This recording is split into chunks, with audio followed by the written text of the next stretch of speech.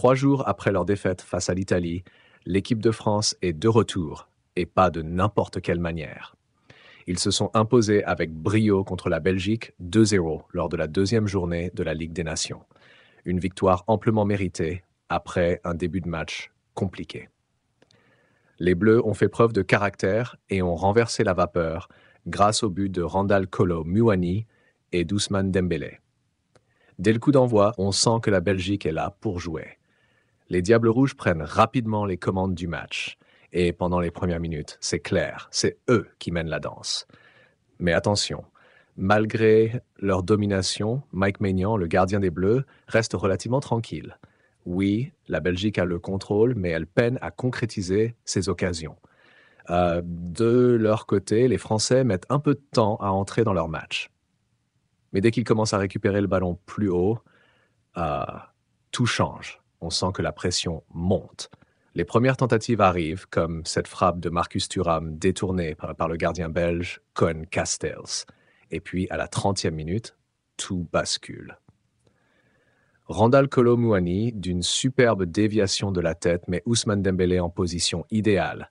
Il récupère le ballon à l'entrée de la surface, tente une première frappe repoussée par le gardien belge. Mais Kolo Muani, bien placé, conclut dans un but quasiment vide. Bam! 1-0 pour la France. Et là, c'est parti. Les Bleus se libèrent et commencent à vraiment imposer leur jeu. La deuxième mi-temps démarre et les choses ne font que s'améliorer pour les hommes de Didier Deschamps. La défense française, emmenée par un William Saliba impérial, devient infranchissable.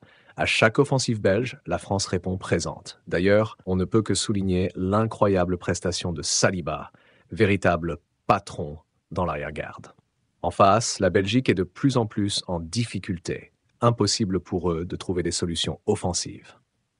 À la 57e minute, c'est Ousmane Dembélé qui entre en scène une nouvelle fois. Et là, il nous sort un chef-d'œuvre. Après un raid solitaire exceptionnel, il élimine plusieurs défenseurs belges avant de déclencher une frappe puissante du pied gauche. Le ballon va directement sous la barre transversale. C'est une frappe imparable et c'est le 2-0 pour la France. À ce moment-là, le match semble plié. La Belgique essaie, mais peine toujours à trouver des solutions. Leur manque de vitesse et de créativité en attaque se fait cruellement sentir. Et pour ne rien arranger, les changements du côté français apportent encore plus de menaces pour les Diables Rouges, notamment l'entrée en jeu de Kylian Mbappé, qui, comme à son habitude, se crée plusieurs occasions dangereuses. Cependant, malgré tous ses efforts, Mbappé ne parvient pas à inscrire ce fameux troisième but qui aurait définitivement mis un terme aux espoirs belges. Si cette analyse vous plaît, pensez à mettre un pouce bleu et surtout à vous abonner à la chaîne pour ne rater aucune de nos prochaines vidéos. En fin de match, c'est clair, la Belgique est en train de perdre pied.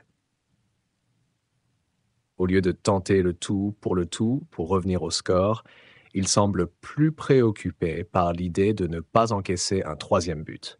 Une stratégie un peu décevante pour une équipe de ce calibre. Finalement, le score en reste là, 2-0 pour la France. Une victoire qui permet aux Bleus de se relancer après leur défaite initiale contre l'Italie. C'est une bouffée d'air frais pour Didier Deschamps et ses hommes. Ce succès est important non seulement pour les points, mais surtout pour la confiance. Les performances de Kolo Muani, Dembélé et la solidité défensive des Bleus sont des signaux très positifs pour la suite de la compétition. La France est de retour et elle le prouve. Du côté belge, c'est une toute autre ambiance. Kevin De Bruyne, leader de cette équipe, n'a pas caché sa frustration après la défaite. Lors d'une interview avec VTM, le capitaine des Diables Rouges a fait part de ses critiques sur la stratégie adoptée par son équipe. Il a notamment pointé du doigt le fait que la Belgique ait joué à 6 derrière, même lorsqu'ils étaient menés. Une décision qui, selon lui, a empêché l'équipe de réagir correctement face à la supériorité des Bleus. Ce qui a vraiment déplu à De Bruyne, c'est le manque d'engagement de certains de ses coéquipiers. Il l'a dit sans détour. Si vous n'êtes pas assez bon, vous devez au moins tout donner. Et certains ne le font pas. Des paroles dures mais honnêtes qui montrent à quel point cette défaite l'a touché. À 33 ans, Kevin De Bruyne est un pilier de cette équipe belge. Son discours, direct et sans filtre, reflète bien son rôle de leader au sein du groupe.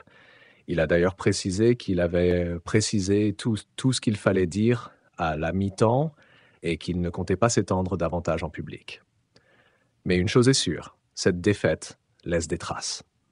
Les Diables Rouges devront réagir vite s'ils veulent espérer redresser la barre dans cette compétition. Alors, que retenir de ce match?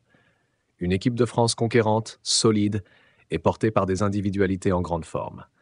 Un Randal Kolo Muani opportuniste, un Ousmane Dembélé étincelant et une défense impeccable. Les Bleus se relancent avec style, tandis que la Belgique, elle, doit rapidement se remettre en question pour ne pas sombrer dans cette Ligue des Nations.